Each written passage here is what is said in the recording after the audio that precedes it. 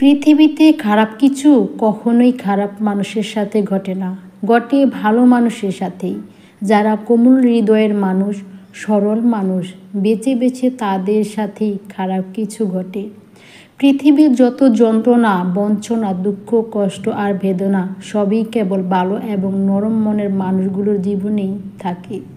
হতাশা, একাকিত্ব আর নিঃসঙ্গতায় জীবন হয়ে ওঠে তাদের দুর্বিষহ।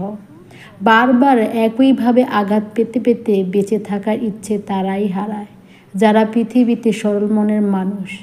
আপন মানুষ হোক কিংবা পর, সবাই কেবল সবচেয়ে যে নরম স্বভাবের তাকে বেছে নেয়।